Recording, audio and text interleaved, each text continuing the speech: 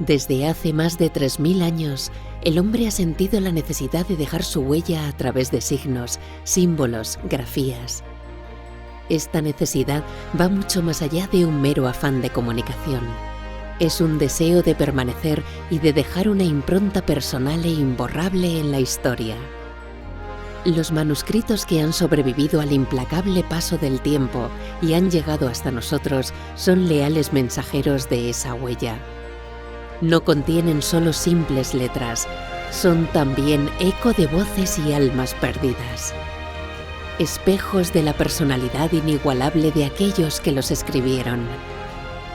Yo, la escritura, he sido y soy el retrato palpitante y fiel de todos aquellos personajes que con su mano, con su pluma y su tinta, me trazaron y me dieron vida. Te invito a seguirme en este fascinante viaje a través de mi constante evolución a lo largo de la historia. A sumergirte conmigo en las entrañas de singulares manuscritos para conocer cómo he retratado las distintas épocas vividas por la humanidad. Y cómo he reflejado el carácter y las emociones de los grandes personajes que en ellas vivieron, sintieron, soñaron y escribieron. Quizás sin mí nunca hubieran sobrevivido a la memoria de los tiempos. La voz de la escritura de la historia.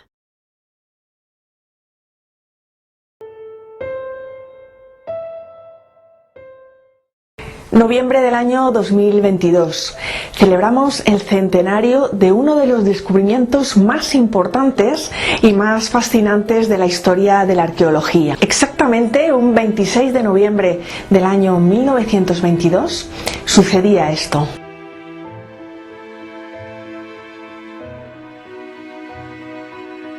Transcurrió bastante tiempo hasta que pude ver algo.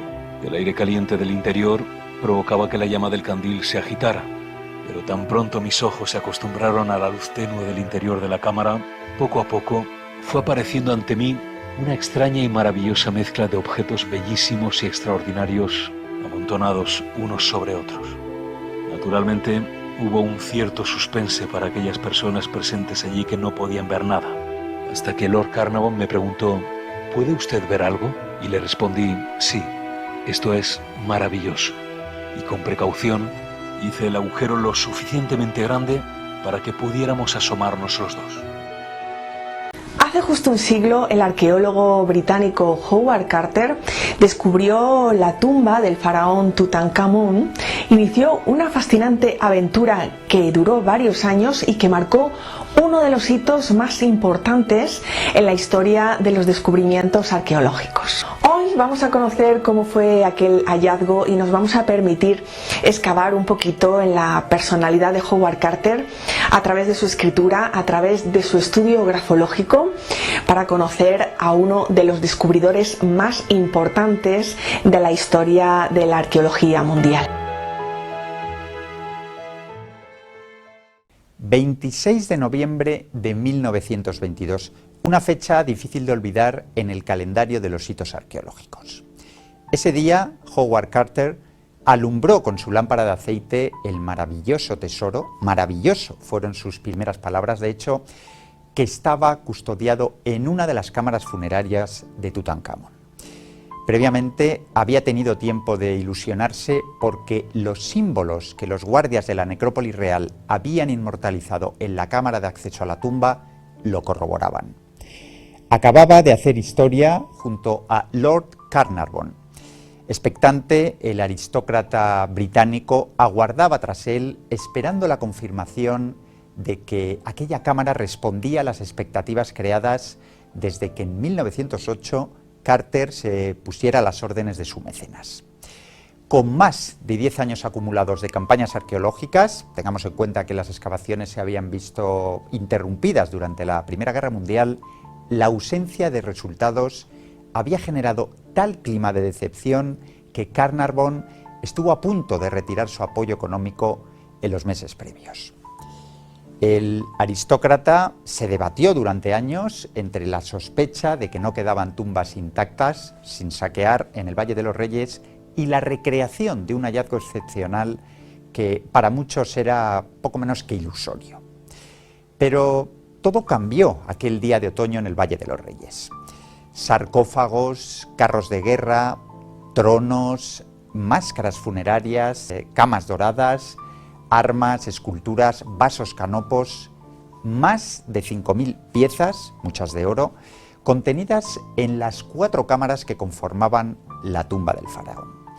Lo que se encontró Carter, a juzgar por las fotos tomadas entonces, era lo más parecido a un trastero desordenado, señal de que probablemente no eran los primeros en franquear la entrada de la tumba.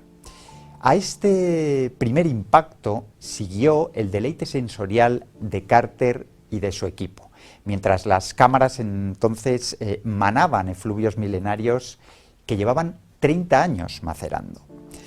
Tenían mucho trabajo por delante, en concreto 8 años inventariando todo el menaje de ultratumba que Tutankamón se había llevado con él. Desde entonces, anaqueles enteros se han escrito sobre las circunstancias en las que se produjo el hallazgo más espectacular de la historia de la arqueología. Quizás solo igualado por lo que experimentó Heinrich Schliemann en Micenas al desenterrar las tumbas de Pozo del Círculo A en el año 1876. Carter, con su dedicación, y Lord Carnarvon, con sus fondos, acapararon portadas de medio mundo. La egiptomanía se disparó entre el gran público y el Valle de los Reyes se convirtió pronto en el teatro de los sueños de todo arqueólogo con ínfulas de aventurero. Además, el contexto irradiaba bastante optimismo. Los felices años 20 que arrancaban entonces en Estados Unidos llamaban a las puertas de Europa del periodo de entreguerras. Y los medios británicos llevaron a cabo tal despliegue informativo que incluso el periódico The Times, con cobertura en todo el imperio colonial británico, llegó a publicar hasta 3 artículos semanales dando cuenta de los trabajos. Una expectación sin precedentes en prensa escrita, a la que se sumó también el periódico londinense Illustrated London News, que acabó contagiando la afición por la egiptología entre los lectores de todo el mundo. Por eso, el hallazgo del tesoro de Tutankamón no hizo sino acrecentar esa aspiración fetichista que venía de atrás por poseer objetos del Egipto faraónico. Ya era entonces creencia extendida que los polvos de momia tenían propiedades sanadoras y profilácticas, pero ahora se desató una nueva ola de egiptomanía y con ella el coleccionismo de escarabeos, de colgantes, de joyas, de estatuillas, de inscripciones jeroglíficas y toda pieza, o réplica también, que estuviera en sintonía con los códigos de exhibición de la época. Recordemos que Oriente venía ya siendo territorio de expansión colonial, era sinónimo de exotismo, de recreación, de ensoñación, y Egipto representaba ese mundo evocador de sultanes, de visires, de pachás, con un valor añadido en lo que es la coordenada arqueológica y monumental, que multiplicó la presencia de compradores extranjeros, representantes e intermediarios de todas partes. En la cuenca del Nilo era frecuente, además, la presencia de emisarios, de agentes de anticuarios y aventureros que en algunos casos viajaban comisionados por sus museos de origen. Por ejemplo, Londres, París, Berlín, Turín. No olvidemos que desde Napoleón, a principios del siglo XVIII, el interés por el Egipto faraónico y sus excelencias arqueológicas había sido una constante en países del mundo occidental. El primero que intentó regular las excavaciones y la compraventa de piezas arqueológicas fue el italiano Giovanni Belzoni a principios del siglo XIX. Una labor que continuaron en las décadas siguientes los franceses Mariette y Maspero. A Mariette se le recuerda por haber instituido el llamado sistema de partage, que muchos os preguntaréis, ¿qué era? ¿A qué obligaba?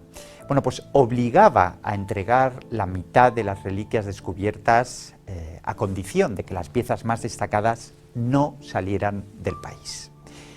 De hecho, 10 años antes de que Carter cantara bingo en el Valle de los Reyes, el alemán Ludwig Burckhardt había logrado sacar de Egipto rumbo a Berlín el busto de Nefertiti, gracias entonces a los confusos términos en los que habían sido redactadas las cláusulas del sistema Partage. El caso es que Burckhardt tiró de astucia y logró hacer creer a las autoridades que el busto que se llevaba a Alemania representaba a una reina, a una faraona, sin excesiva importancia. Indudablemente, el precedente del busto de Nefertiti escoció tanto en el orgullo nacional egipcio que cuando Lord Carnarvon quiso hacer valer los principios del sistema Partage para recaudar por lo menos la mitad del valor del tesoro, se encontró con una actitud egipcia implacable que marcó territorio y declaró el tesoro inalienable a todos los efectos.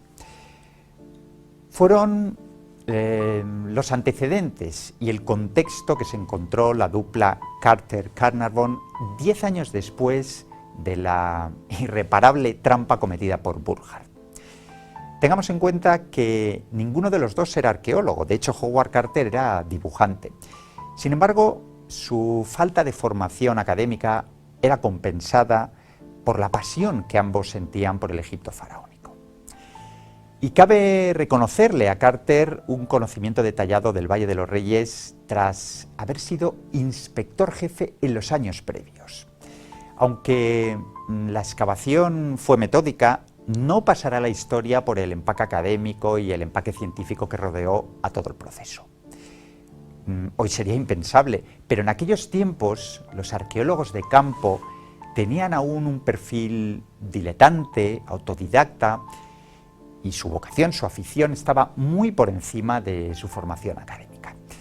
Tal vez por eso se ha considerado a Howard Carter como un oportunista premiado por un golpe de suerte. Carter alcanzó fama mundial y se vio de alguna manera envuelto en toda la espuma mediática generada tras aquel mes de noviembre de 1922. Pero también vivió en carne propia cómo su reconocimiento se iba diluyendo. Pasó los últimos años alejado de la motivación científica y malviviendo de las acuarelas que vendía, ¿no?, como tiempo atrás. Y la mejor muestra de su ocaso es que al entierro de Carter, en marzo de 1939, meses antes de estallar la Segunda Guerra Mundial, apenas acudieron 9 personas. Atrás quedaba su triunfo más sonado y el entorno de alta sociedad, mundo diplomático y compañías de postín en el que Lord Carnarvon le había introducido. Quizás un triste corolario para el arqueólogo más mencionado en los anales de los grandes descubrimientos. Su figura no solo merece una revisión desde la perspectiva biográfica, también los rasgos de su personalidad podrían explicar el porqué de sus inquietudes, de sus miedos, de sus emociones, de sus decisiones. Cedamos ahora el testigo a la grafóloga Sandra Cerro. Será ella quien nos acerque al Howard Carter que se esconde tras los trazos de su escritura.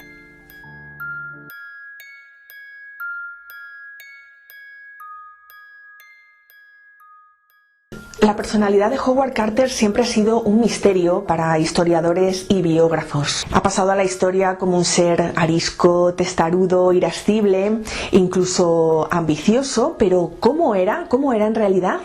Tal vez un estudio grafológico de su personalidad nos permita tender un candil luminoso que nos ayude a descubrir cosas maravillosas sobre ese hombre reservado y en apariencia oscuro que tampoco dejaba conocer sobre sí mismo. Si algo indudablemente hay que reconocer a Howard Carter, y en ello coinciden los biógrafos y los testimonios de aquellos que le conocieron personalmente, es su tenacidad y su extremado perfeccionismo. Podría decirse que cumple a rajatabla el perfil del arqueólogo paciente, meticuloso, templado, ordenado y no solo atento y observador, sino además preciso y detallista en su atención. El biógrafo de Carter, Thomas Howitt, dice de él que estaba obsesionado con el método.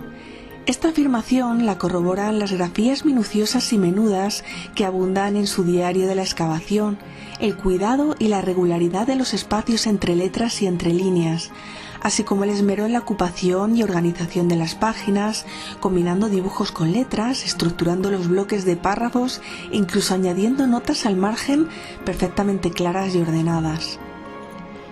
Cada página del diario está retratando a una mente perfeccionista, concreta, perfectamente estructurada, amante de la estética, del método y del orden, con un extraordinario afán de claridad y de hacer perdurar la memoria de lo escrito.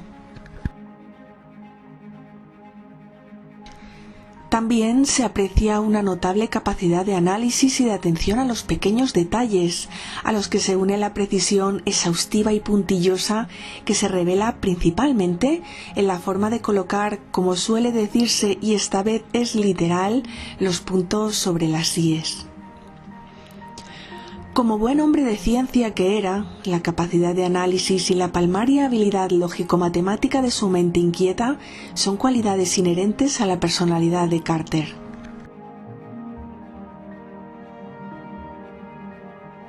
Un gesto gráfico muy singular en la escritura de Carter es la forma de tirar el lazo desde las ampas, las T's y los puntos de las íes hasta las letras siguientes. Teniendo en cuenta que nos encontramos en la zona gráfica más vinculada con el intelecto, ese movimiento espontáneo, ágil y con natural soltura está delatando a una inteligencia superior y esencialmente lógica. Revela una extraordinaria habilidad para el razonamiento estratégico y facilidad no solo para generar multitud de ideas, sino también para hilvanar unas con otras con agilidad y generar pensamientos encadenados. Además, se suma la facilidad para la respuesta rápida, para la improvisación, para anticipar acontecimientos adelantando la mente y la idea a los hechos antes de que estos sucedan. Este tipo de ligaduras interletras demuestran la evidencia de la mente creativa, despierta y con gracia y rapidez en la generación de ideas y aporte de soluciones, que solo se aprecian en las mentes más lúcidas e ingeniosas. La escritura de Carter también revela con nitidez su faceta artística. Amaba la estética, la belleza y las cuidaba con esmero. Su periplo por Egipto comenzó pintando acuarelas y vendiéndolas a los turistas, y esa herencia artística se transmite por supuesto a sus letras, cuidadas, bellas, cadenciadas, ágiles y sueltas, de forma que más parecen pintadas que escritas.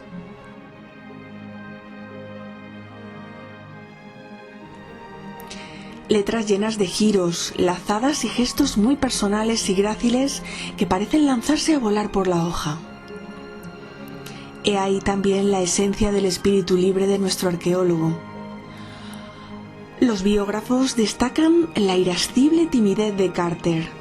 Su escritura no desnuda al tímido, sino al genio creativo independiente con tendencia a enfrascarse en las tareas que le apasionan y que prefiere estar a su aire. Tal vez podía mostrarse arisco e irascible al verse contrariado o entorpecido en el camino hacia sus metas. Era tenaz y perseverante, con ideas creativas pero muy focalizadas en sus objetivos que tendía a perseguir con persistencia y tesón. Era un hombre que necesitaba alas, espacio y aire para cumplir con sus cometidos soñados. Tan seguro y confiado de sí mismo estaba que detestaba a las personas entrometidas que amenazaran su empeño u osaran poner piedras en su camino. Podía mostrar incluso un mal genio arrebatado con ellas, que rompiera con la natural y aparente serenidad de su temperamento.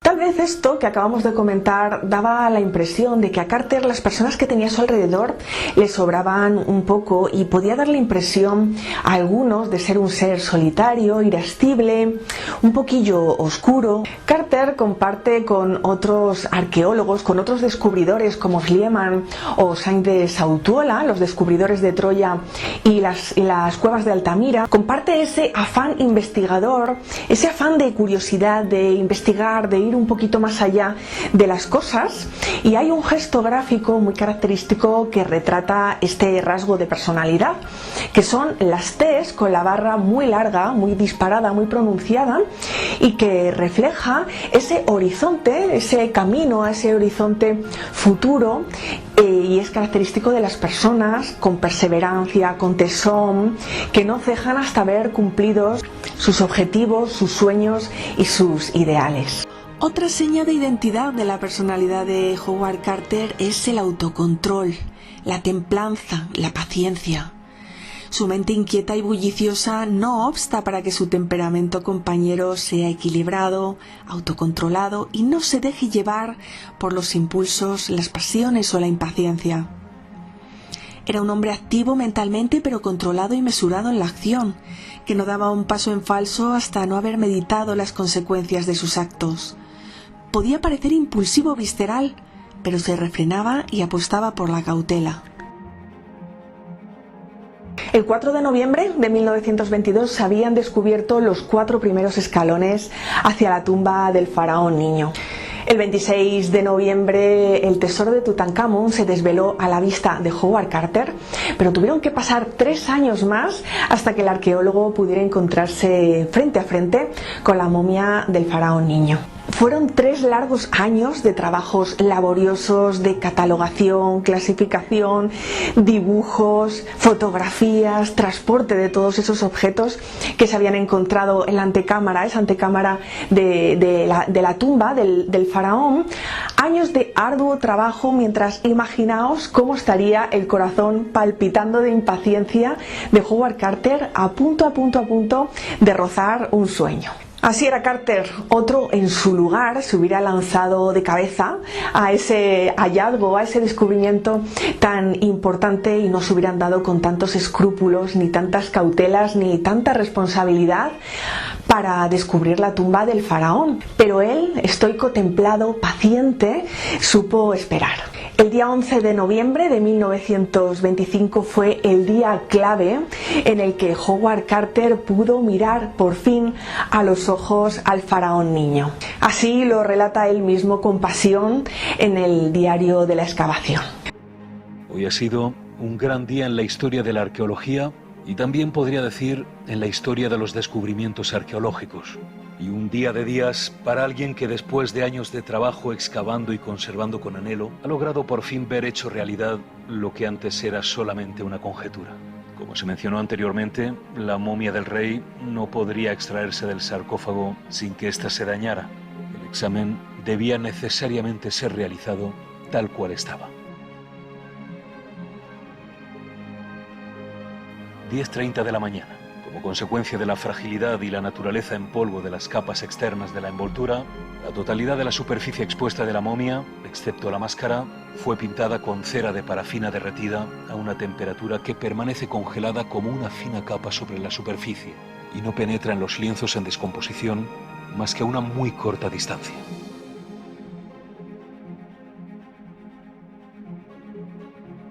Tutankamón, la imagen viviente de Amón, acompañó a Howard Carter durante el resto de su vida. Y las nebulosas que cubren las vidas de ambos personajes también se hicieron compañía a lo largo de la historia. Las sombras se mueven, pero la oscuridad no se desvanece, escribió Howard Carter sobre Tutankamón. Quizás el reservado Carter pudo ser visto bajo la máscara de un tipo oscuro, como la vida de su faraón niño. Pero su personalidad aquí desvelada no sugiere oscuridad, sugiere la transparencia de un hombre sabio y tenaz, ciertamente solitario, en el sentido de ser muy suyo y de dar la espalda a aquellos que lo entorpecían en su absorbente labor, y que, pese a toda opinión en contra o adversidad sobrevenida, consiguió, a base de perseverancia y esfuerzo, desafiar lo imposible hasta alcanzar su sueño. Por ello, su realidad también merece ser desentrañada con veracidad, rigor y respeto.